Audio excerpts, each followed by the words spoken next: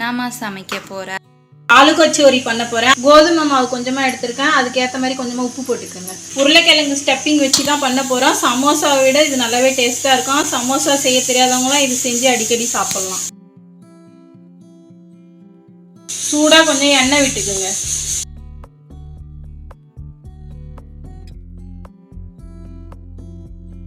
மாவுல உப்பு எண்ணெயெல்லாம் நல்லா மிக்ஸ் ஆகுங்க, அது வரைக்கும் நல்லா பிசைஞ்சு விடுங்க.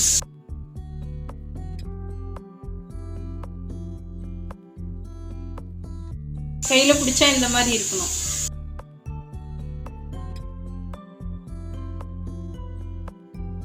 இப்ப சப்பாத்தி பதத்துக்கு பிசைஞ்சு எடுத்துக்குங்க.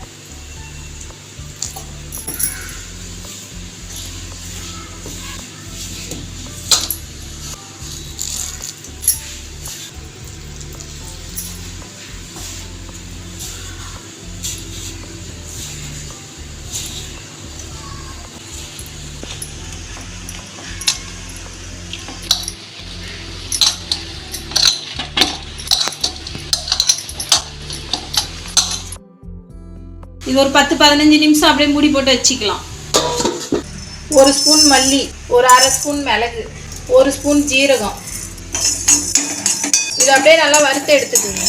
காஷ்மீரி மிளகா ஒரு 4, சாதா மிளகா ஒரு 3.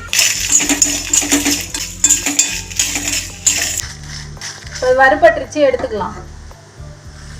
கொஞ்சம் கொரகொரப்பா பவுடர் பண்ணி எடுத்துக்கோங்க. 3 பல்லு பூண்டு போட்டுக்குங்க, ஒரு சின்ன துண்டு இஞ்சி,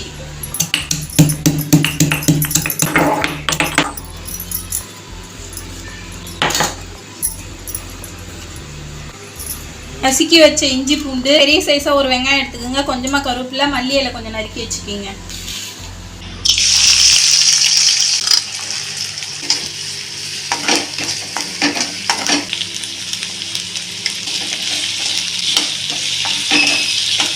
இது வந்து அவிச்சு வச்ச உருளைக்கிழங்கு, இது நல்லா மசிச்சு விட்டுக்குங்க.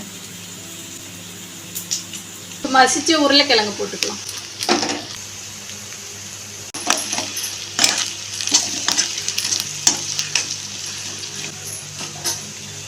உப்பு தேவையான அளவு, கொரகொரப்பா அரைச்சி வச்ச மசாலா, கரம் மசாலா 1 ஸ்பூன் போட்டுக்குங்க.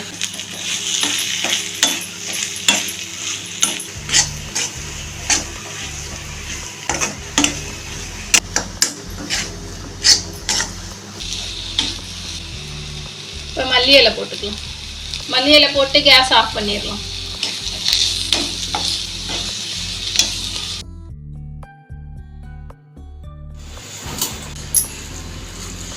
இதை ஆற வச்சு எடுத்துக்கலாம். அப்படியே ஒரு 1/4 ஸ்பூன் அளவுக்கு லெமன் புளிஞ்சு விட்டுருங்க லைட்டா.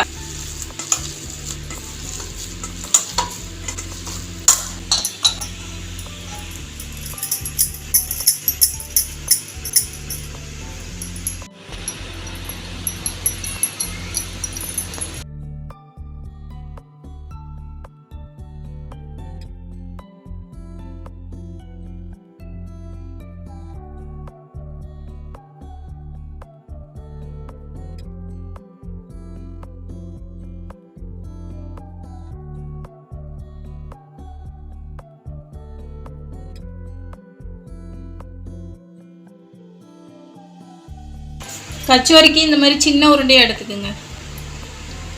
கையில மாவு ஒட்டனா லைட்டா மாவு தொட்டுக்குங்க, அதிக மாவு தொட தேவையில்லை.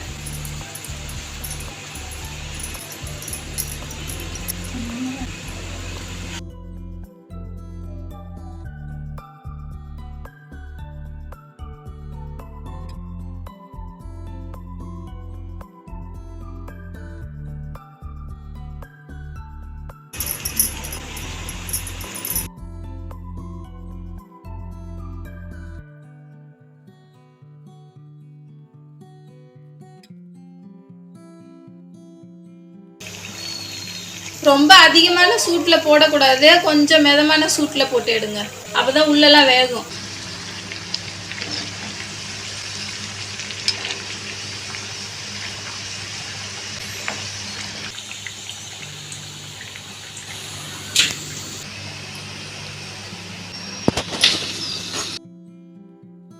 ஆலு கச்சோரி இதே மாதிரியே செஞ்சு பாருங்க, சூப்பரா இருக்கும்.